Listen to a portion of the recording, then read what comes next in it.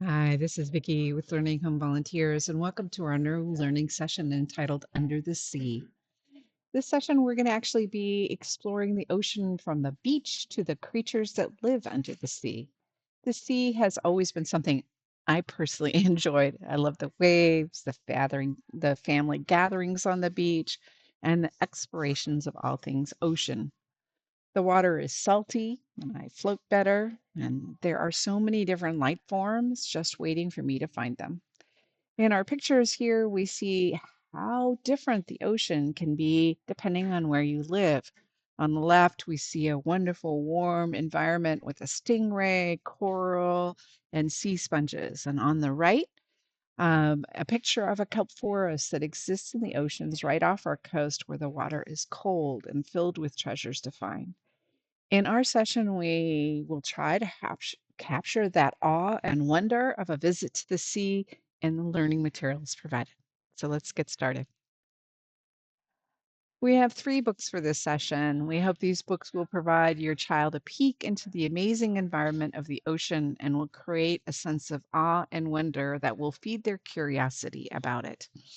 We hope that you will sit and watch the videos for each of these with them. They are the inspiration for the activities in this session. Our first is a wordless book entitled The Wave. I can't tell you how many times my children have played chicken with the waves. It was endless fun for them, but everything about the book elicits the sights and activities of being next to the ocean on the beach. Our next book, Fish Eyes, is a counting book using fish to count and create sequence from one number to the next.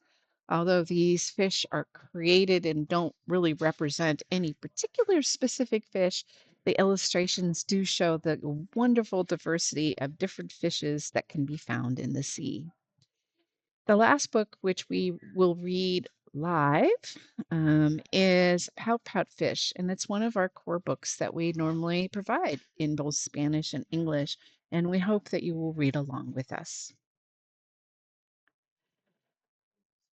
Exploratory play is characterized by open-ended play. When your child is introduced to new materials to work with, they naturally explore. And through their explorations, they are trying to understand how this new material fits into their world.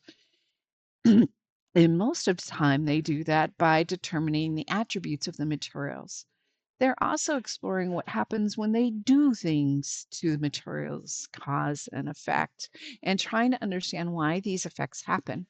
As adults in play, we can help our young learners by providing them the language to describe the attributes rough, soft, cold, hot, sharp, smooth. And you can provide different ways to explore by adding different items to the play, like a cup or a spoon. The added objects will give the sand something to interact with. As an adult, we can also provide questions for them to consider. For example, what happens when we press the letter E into the sand?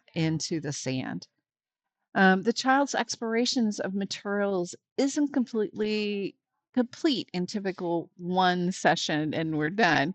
So don't be surprised if they come back to the sand again and again. It's just their way of learning about the world.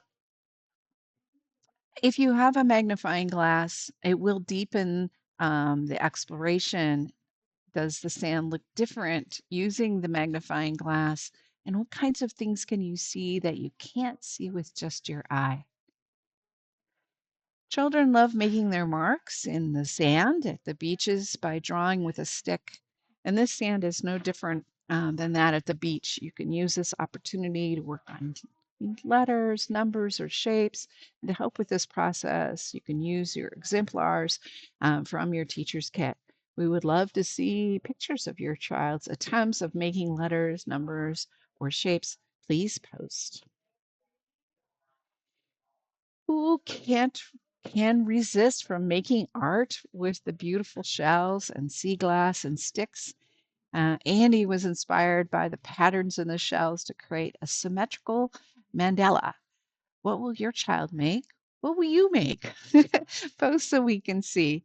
There's so much to do with kinetic sand, and we are sure that you have thought of different ways to play with it than we have, and we're sure the other families would love to see them as they explore too. Our second activity, move like the cards. So many of the sea animals move differently through the world than we do with ours. And we thought it'd be a great way to explore some movements in our world if we try to do theirs. Like, have you ever seen a crab move? They don't move forward, but instead move side to side. I can't imagine what it would like to be like to try to get to the kitchen that way.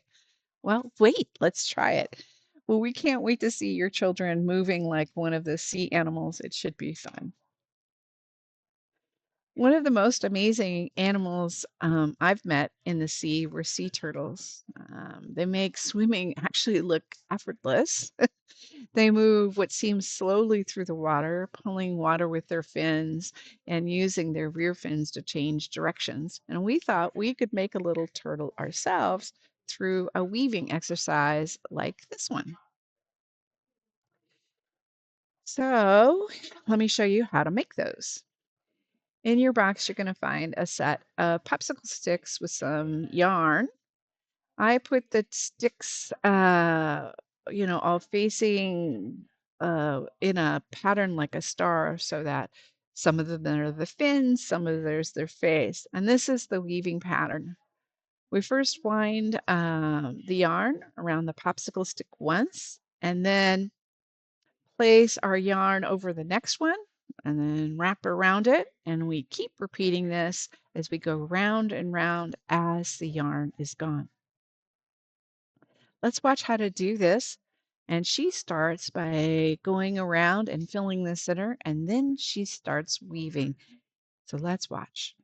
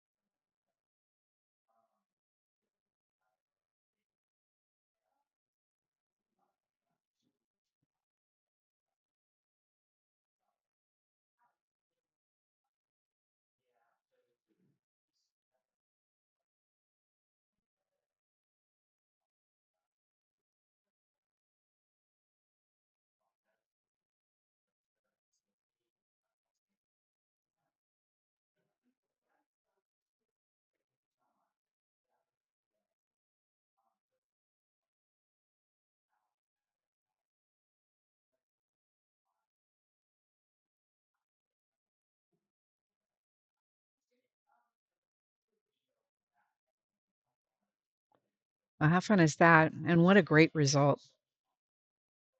This is activity 4. Coral reveal fish. When we saw these scratch reveal fish, we knew that they were going to be great fun for our little ones. And by scratching the black, the colors behind the black actually are revealed. And to inspire you on what those fish might look like, we have some amazing reef fish on the right. Check out how colorful fish that live in coral reefs are. Here are some more. Well, that's all for this week. More to come next week. Look forward to talking to you then.